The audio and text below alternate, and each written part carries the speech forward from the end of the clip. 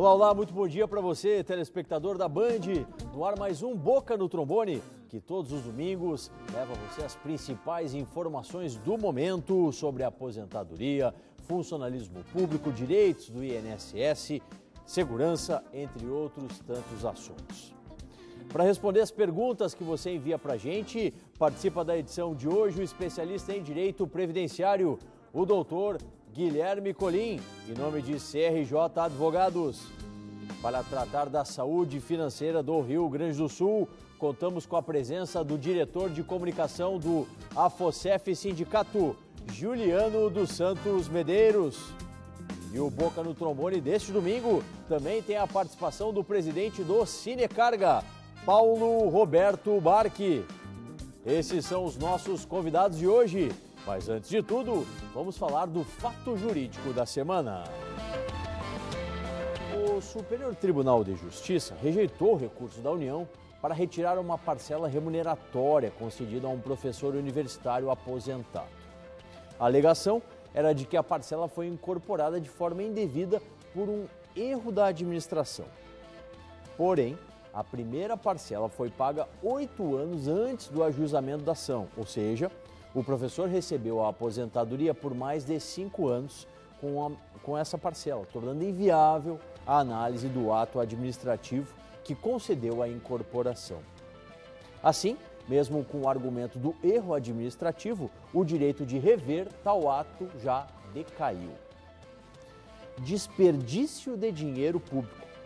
Esse é o resumo de tal procedimento da União, pois a necessidade de intervenção da Justiça, no caso, acarreta prejuízo aos cofres públicos diante de uma situação real de direito do servidor aposentado.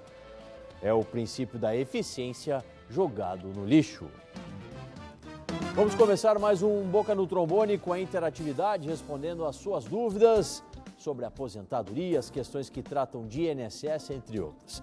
Para participar é só enviar sua mensagem para o número ou e-mail que a gente divulga aqui na tela da Band durante todo o Boca no Trombone.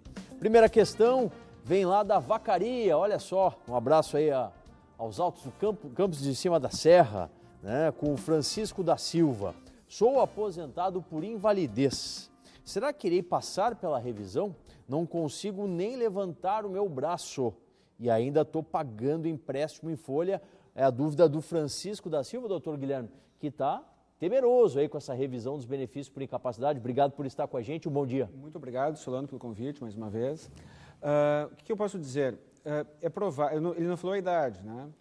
Aproveito a pergunta para já lembrar que as pessoas que tenham mais de 60 anos, pela lei, já não poderiam ser chamadas de qualquer maneira.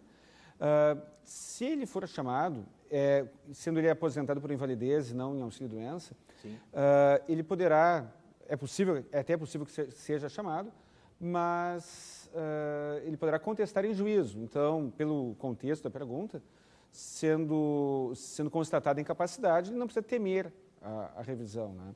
O INSS chamará muitas pessoas, claro, no intuito de passar um pente fino e afastar aqueles que estão aptos ao trabalho e estão recebendo benefício indevidamente. E é claro que nesse pente fino, muita gente provavelmente terá problemas. Muita gente que tem direito poderá ter o benefício negado, né, cassado. E nessa questão, doutor Guilherme, do empréstimo em folha, ele tem que quitar esse valor? Sim, porque o empréstimo é com o banco. O INSS ele apenas é o agente intermediador, né? A dívida não é com o INSS, sim, a dívida é com o banco, né? Claro. Uma outra questão ainda sobre benefício por incapacidade, o Walter aqui da capital, tenho 63 anos, aposentado por invalidez desde 2003, era motorista de ônibus e estou sem habilitação. O que fazer se for chamado para a revisão? Qual é o procedimento? Bom, se ele for chamado, ele deverá comparecer, né? Com 63 anos de idade, não é para ele ser chamado. Mas, se for chamado, deve sim comparecer à perícia. E, dependendo do resultado, contestará em juízo. E, no caso de quem tem mais de 60 anos, ele terá um argumento a mais, né? Muito obrigado, doutor Guilherme, que saiu conosco na manhã desse domingo, respondendo as dúvidas que você encaminha para a nossa interatividade. Conosco aqui em nome do AFOSEF Sindicato, os técnicos tributários do Serviço Público Estadual, o diretor de comunicação da entidade, Juliano Medeiros, para a gente conversar, Juliano, do rescaldo, né, de como foi esse importante trabalho realizado pelo AFOSEF Sindicato aqui na capital gaúcha, trazendo, né, a temática aí da sonegação, a temática da Lavanderia Brasil, do sonegômetro nacional aliado ao sonegômetro do ICMS aqui no estado. Realmente teve uma repercussão muito grande e importante, né, da gente comunicar isso à sociedade, cada vez mais está entre o bate-papo, né, o bate-papo agora, de domingo de manhã aí do pessoal, falar sobre essa questão da dívida e da sonegação, realmente é muito importante. Obrigado por estar com a gente, um bom dia. Bom dia, Solano, bom dia a todos. Na verdade é isso, no dia 18 nós realizamos um grande evento no Largo Glênio Pérez, junto com o Simprofaz, que é o Sindicato dos Procuradores da Fazenda Nacional, e nós chegamos com a Lavanderia Brasil e destacamos para o povo nas ruas a questão dos números de sonegação de impostos, tanto federais quanto do ICMS no Rio Grande do Sul. Veio reforçar essa ideia nossa de publicar os dados, como fizemos na CIS Brasil lá no nosso placar eletrônico, e veio reforçar as questões junto à população. Então, milhares de pessoas tiveram acesso, muita gente tirou fotografias, muita gente comentava que se sentia um bobo porque não sabia que esse dinheiro não chegava aos cofres públicos, pois o povo, principalmente o povo mais pobre, né, consome como todo mundo, paga os impostos, mas muitas vezes essa parcela deles, que são os mais necessitados de serviços públicos, não chega nos cofres do Estado. Então, o Estado tem o quê? Parcelamento, tem restrição de pagamento aos hospitais, os serviços públicos todos são afetados, nós temos problemas de infraestrutura em todas as secretarias, nós temos os postos fiscais de divisa com um problema de infraestrutura nos prédios, com a estrada precisando de recapeamento, problemas de telhados e questões que nós temos colegas que trabalham em regime de 24 horas. Então, é difícil a gente conseguir exigir da polícia, da brigada, sim, da fazenda mesmo, um trabalho exitoso nessas áreas mais de ponto, de frente com o povo, de frente com os delitos, para poder responder. E a prova disso, né, Juliano, é justamente que a gestão atual aqui no estado do Rio Grande do Sul é uma gestão ineficiente, porque ela não busca alternativas como essa, de fazer um combate firme e direto à sonegação. Ora, já se foram aí 19 meses de administração e durante 8 desses meses o parcelamento acabou acontecendo. Com esses valores que estão sendo deixados, né, a gente se fala aí um valor mais ou menos em torno de 8 bilhões de sonegação e ICMS durante cada ano da administração, certamente, além de pagar o servidor em dia, poderia investir nessas áreas básicas. Exatamente. Nós observamos isso, inclusive nas questões das operações especiais da Fazenda. A última operação que era protagonizada pela Receita Estadual foi realizada em dezembro de 2015. Sim. A operação recente agora sobre o setor lácteo que teve com o MP, a Fazenda foi junto, ainda rescaldo das operações leite compensado, de outras questões. Então, nós precisamos que a Fazenda seja protagonista dessas questões de fiscalização, evoluir e buscar os recursos que precisa o Estado para se desenvolver. E sem dúvida que para isso, Juliano, e eu quero a tua fala no próximo bloco, a gente precisa de recursos humanos. Quando? Quando será que teremos novos técnicos tributários aqui no estado do Rio Grande do Sul? Daqui a pouquinho mais a AFOSEF, mais Juliano Medeiros aqui no Boca no Trombone. Bom, no programa de ontem da Rádio Bandeirantes, em FM 94,9, no AM 640, o presidente do Cinecarga, Paulo Roberto Barque, estava com a gente no programa especial que fazemos, né, presidente Barque? Sempre, último sábado do mês, a gente sai do estúdio e vai visitar um dos nossos parceiros. Visitamos a sede do Sindivalores, o sindicato daqueles empregados de empresas de transporte de valores. E um dos temas que lá tratamos, não poderia ser outro, foi o tema da segurança. Números alarmantes, os colegas que lá estiveram trouxeram. Não é isso, presidente Paulo Barco? Como é que a gente consegue combater esse número, essa verdadeira guerra civil que a gente está vivendo aqui no Rio Grande do Sul? Obrigado por estar com a gente aqui no Boca no Trombone. Um bom dia. Bom dia, Paulo André Solano. Bom dia aos companheiros de bancada. E um bom dia especial a todos os nossos telespectadores do nosso querido Boca no Trombone. Os números são absurdamente inacreditáveis. Roubos de carro, mais de 45 mil roubos de carro registrados neste período de 6 meses deste ano. Só para ficar nos roubos de veículos, doutor Paulo André. Hoje a gente sente na rua, a gente sente no estacionamento do supermercado, sente na frente das escolas o grave perigo que tanto as pessoas, os pais das crianças sofrem de assaltos à mão armada hoje. As pessoas, esses meliantes não têm mais pudor nenhum, nunca tiveram, mas não tem mais agora. A pessoa está ali se mexendo para abrir a porta do veículo, leva bala. Governador, por favor, governador, olhe muito bem para a nossa segurança pública. Doutor Paulo André, temos mais números lá, da própria Brigada Militar e da Polícia Civil, a falta que existe. Agora mesmo está sendo chamado alguns recrutas, alguns soldados na Brigada Militar. Você chamou 530. Isso, não vai pegar quem se aposentou nesses últimos anos. Verdade? Não vai cobrir o assento dos que se aposentaram. Perfeito. O que a gente espera mais agora? Até o final do ano, presidente, perto de 3 mil brigadianos vão ir para a reserva, vão ir para a inatividade. Veja, 3 mil brigadianos, aí só 500 é o que o governo oferece. O que a gente vai fazer? Então, hoje é total insegurança. Agora mesmo aqui os nossos companheiros da Fazenda falaram das estradas esburacadas, o Estado não tem capacidade para esse tipo de coisa. Agora, a segurança, essa é o nosso tendão de Aquiles. Segurança e saúde. Está aí, nessa época, os resfriados, as gripes, sem falar nos mosquitos, né, que graças a Deus parece que parou. Mas, governador, olhe muito bem para a segurança. É inacreditável a chamada de tão poucos soldados.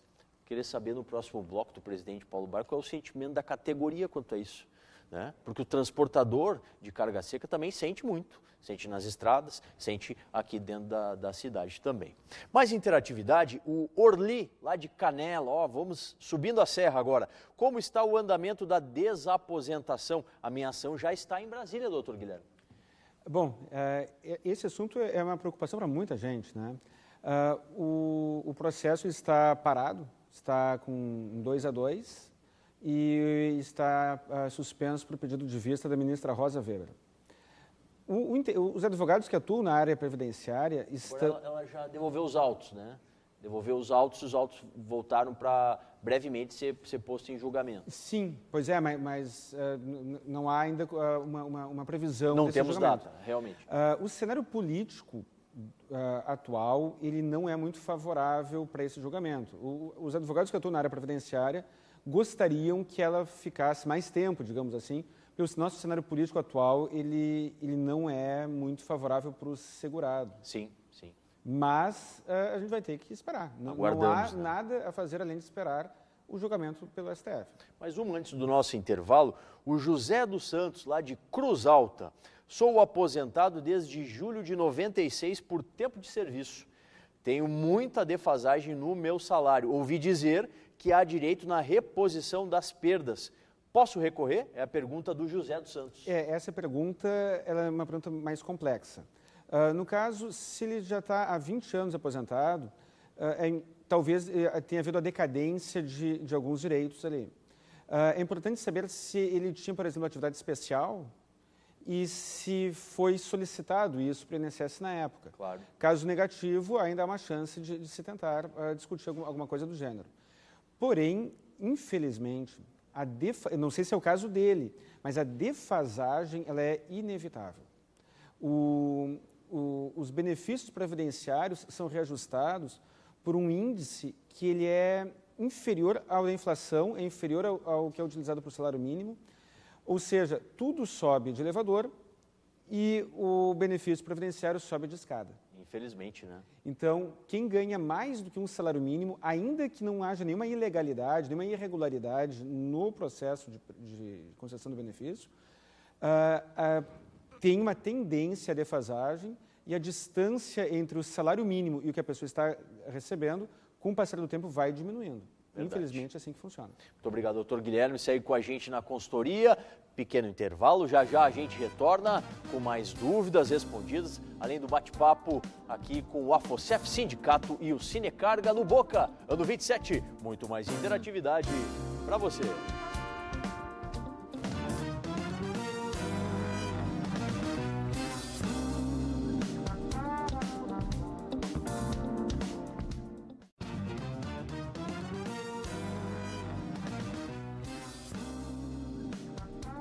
De volta com mais o bloco do Boca no Trombone, que todos os domingos leva a você as principais informações do momento sobre aposentadorias, funcionalismo público, os direitos relacionados ao INSS, segurança e vários outros assuntos. Continuando a nossa interatividade, você pode mandar a sua mensagem tanto pelo telefone quanto pelo e-mail que a gente coloca aqui na tela da Bandeirantes. A Dolores, lá de Alvorada, entrei no INSS em 2010 com pedido de auxílio-doença que foi negado. E a minha saúde só piorou. Estou em tratamento desde então. Fico muito na cama, estou deprimida, com pânico. O que posso fazer é a pergunta da Dolores, doutor Guilherme. Solano, a situação da espectadora é uma das mais comuns nos escritórios dos advogados que atuam na área. Ela será, se tiver interesse, se tiver condições, ela deve procurar um advogado de sua confiança, entrar com uma ação judicial pedindo a concessão do benefício do auxílio-doença. O INSS nega, eu não sei, números, dezenas, centenas talvez, de benefícios para pessoas que têm direito. Sim. Mas aí o que resta é uma ação judicial contra o INSS. Tá certo. A Elisa de Gravataí, também da Grande Porto Alegre. Ouvi dizer que o governo quer alterar as regras para a aposentadoria, com idade mínima de 65 para os homens e 62 para as mulheres. Farei 60 anos em dezembro e tenho 24 anos de carteira na enfermagem e 3 anos em auxílio à doença. Ainda estou aguardando uma cirurgia. O que muda para mim é o que quer saber a Elisa, lá do município de Gravataí. A resposta objetiva, para ela não mudará nada. Agora, ela dizendo que tem 24 anos de atividade na área da enfermagem, sim, ela provavelmente conseguiria, caso ajuizasse uma ação judicial, o reconhecimento da atividade especial. E aí, cada 1 ano de trabalho seria computado como se fosse 1,2. Somando-se a isso, teria-se mais o tempo de auxílio-doença, que foram 3 anos aproximadamente. Ou seja, provavelmente, se ela tiver a alta do benefício do auxílio-doença hoje, ela, além de questionar a alta, ela poderia, claro, ela pode discutir em juízo a possibilidade do reconhecimento da atividade especial, pegar o PPP, encaminhar no INSS no primeiro momento, depois em juízo, caso negado, e ela provavelmente nem fator previdenciário teria interferindo no benefício dela, no cálculo dela. Tá certo. Muito obrigado, doutor Guilherme. Segue com a gente aqui no Boca no Trombone. No bloco anterior, estava conversando com o Juliano Medeiros e sobre a necessidade de termos mais recursos humanos, mais técnicos tributários, Juliano. Quando é que teremos esse chamamento de colegas que já estão aprovados no último concurso? Na verdade, Solano, a qualquer momento. Está chegando no fim da validade dos concursos e nós devemos ter a nomeação de 100 novos técnicos tributários. Lhe interrompendo, mas é um bom número?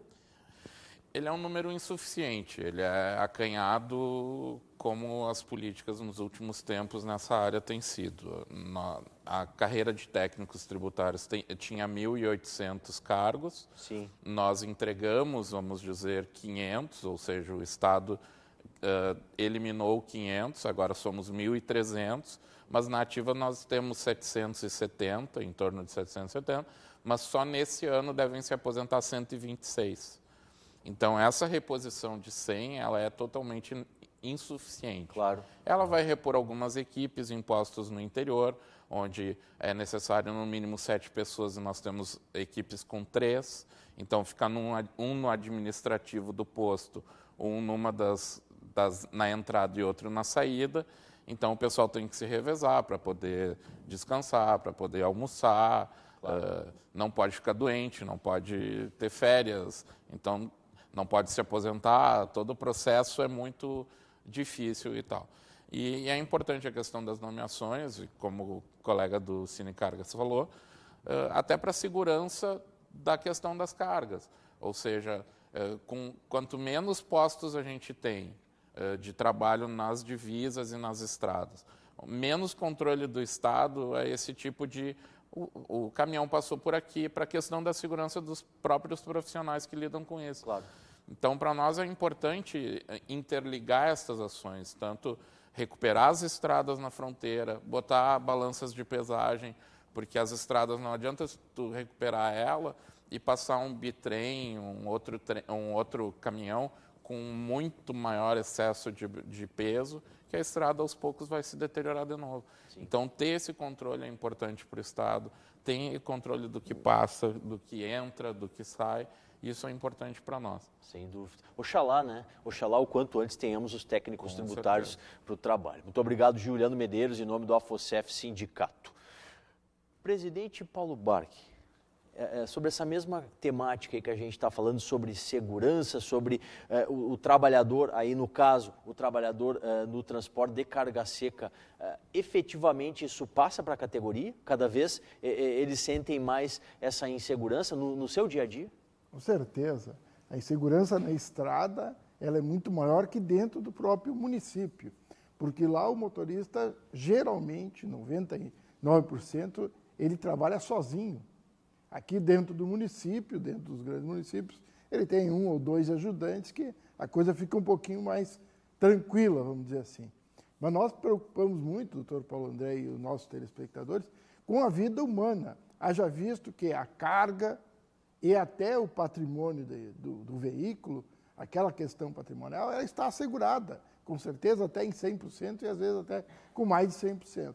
Mas a vida humana hoje que ela está mais, nos preocupa mais, porque de um assalto à mão armada, mesmo que o condutor não sofra nenhum abalo físico, o estresse, aquela questão dele sair do seu habitat, que é a cabine do caminhão, colocar, muitas vezes, dentro de um porta-mala no veículo, rodar 30, 40 quilômetros dentro de um porta-mala, o estresse, o estado de trauma daquela pessoa demora muito para ser consertado. Então, essa é a nossa preocupação em cima da segurança. Quero aqui lembrar ainda, nesse minutinho que falta, Paulo André, que estamos atentos ao pacote de malvadeza.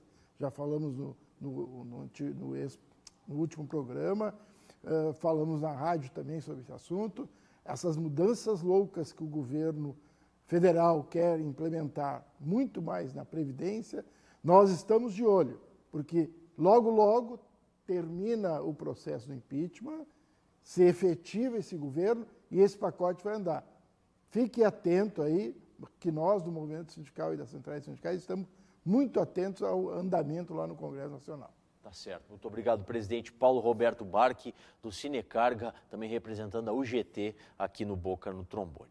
Mais interatividade, mais questões que chegam para a gente. Vem lá de Montenegro, o Paulo César. Tem o problema na coluna há 8 anos, doutor Guilherme. Lombar, cervical, discos, artrose, discopatia, protusão discal, estenose, e ele é agricultor, tem 47 anos de idade. A pergunta do Paulo, meu tocaio: posso me aposentar por invalidez? O requisito da aposentadoria por invalidez é a incapacidade definitiva para o trabalho. Sendo ele agricultor, e pelo contexto, imagino que ele seja agricultor em economia familiar, ele faz jus, sim, ele é um segurado da Previdência, ele deve formular o pedido de auxílio-doença ou aposentadoria por invalidez junto ao INSS, caso negado, entrar em juízo. É muito interessante que ele tem uma documentação médica completa. Claro. Muitas pessoas que estão incapazes para o trabalho, não conseguem comprovar a sua incapacidade por uma documentação médica fraca. Então, é muito importante ter exames, ter atestados, se tiver mais de um exame possível, ter mais de um exame também, porque isso faz muita diferença na hora da avaliação, seja na esfera administrativa, Sim. seja na esfera judicial.